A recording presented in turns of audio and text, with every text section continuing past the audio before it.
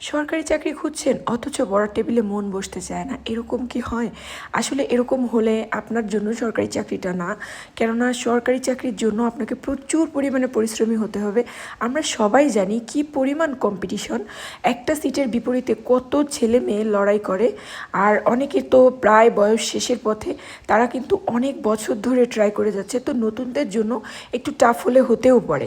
আবার নতুনদের জন্য একটা প্লাস পয়েন্ট থাকে, তারা মাত্র পড়াশোনা শেষ করেছে, তারা কিন্তু প্রচুর সময় পায় পড়াশোনার জন্য। তো এটাকে আমাদের কাজে লাগাতে হবে। আমিও কিন্তু ব্যতিক্রম নই, আমারও কিন্তু মাঝে মাঝে এমনটাই হয় যে পড়তে মন চায় না, কিন্তু মনটাকে খুব শক্ত করেই পড়ার টেবিলে বসাতে হবে। আমি খুব রুটিন ফলো করে পড়াশোনা করি। এই ধরেন প্রতিদিন একটু বাংলা, একটু ইংরেজি আর হচ্ছে ম্যাথ, এটা আমি সবসময় করার চেষ্টা করি। আর বাকি থাকলো জিকে, আন্তর্জাতিক, এগুলোও একটু টাইম ধরে করার চেষ্টা করি। এগুলো একটু কম সময় দিই, তবে ইংলিশটাতে একটু বেশি সময় দিই, কেননা হচ্ছে লিটারেচারে আমার প্রচুর প্রবলেম হয়। এই দেখেন এখানে যে ম্যাথগুলো আমি করতেছি, বর্তমানে সবাই কিন্তু সরকারি প্রাইমারি যে হেডমাস্টার মানে জবটা আছে ওইটাকে টার্গেট করে পড়াশোনা করতেছে। তো আমিও ব্যতিক্রম নই, আমিও ওইটাকে টার্গেট করে করতেছি পড়াশোনা মোটামুটি। তো এই ক্ষেত্রে আমার প্রিলির জন্য যেহেতু প্রিপারেশান নিচ্ছি, আলাদা করে পড়া লাগে না, তারপরেও কিছু প্রাইমারি যে শর্টকাট জিনিসগুলো, এটা আমার অনেক সময় ভুল হয়ে যায়। এই জন্য এটার জন্যই আমি ধরে ধরে একটু একটু পড়তেছি।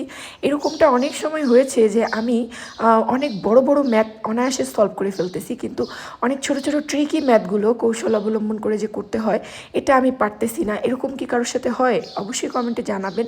আমার কিন্তু প্রচুর এরকম হয় যে ছোট যেগুলো হচ্ছে শর্টকাট ওয়ে অবলম্বন করে করতে হয়, এগুলো আমি শর্টকাটে কোনোভাবেই পারি না, আমাকে ব্রড করেই করতে হয়। শর্টকাট কেন যেন আমার মনে থাকে না। এটা কার ক্ষেত্রে হয় বলবেন অবশ্যই। আমি এই জন্য অনেক ঝামেলায় পড়তেছি, কারণ অনেক ব্রড করে করতে হলে অনেক সময় লেগে যাচ্ছে। যেহেতু ম্যাথটা আমার হচ্ছে, তারপরেও কিন্তু প্রচুর সময় লেগে যাচ্ছে। তো আমি এক্ষেত্রে এটাকে ইমপ্রুভ করার জন্য আমি একটু ম্যাথের দিকেও মন দিচ্ছি, যে এটাকে শর্টকাটে আমি অল্প সময়ে কিভাবে করতে পারি। আমার ম্যাথে বেসিক্যালি কোনো প্রবলেম হয় না, যেহেতু আমি ম্যাথের স্টুডেন্ট, কিন্তু এই প্রবলেমটা আমি ফেস করতেছি। যারা ম্যাথের স্টুডেন্ট আছেন তারা কিভাবে এটা হ্যান্ডেল করেন অবশ্যই জানাবেন।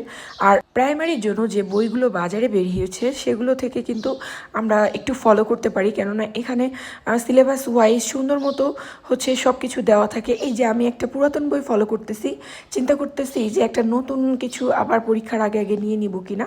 তো আমার এটাই আগে শেষ হোক, তারপরে আমি দেখব যে ওটা কি করতে পারি। আপনাদের কার কি অবস্থা অবশ্যই কমেন্ট বক্সে জানাবেন।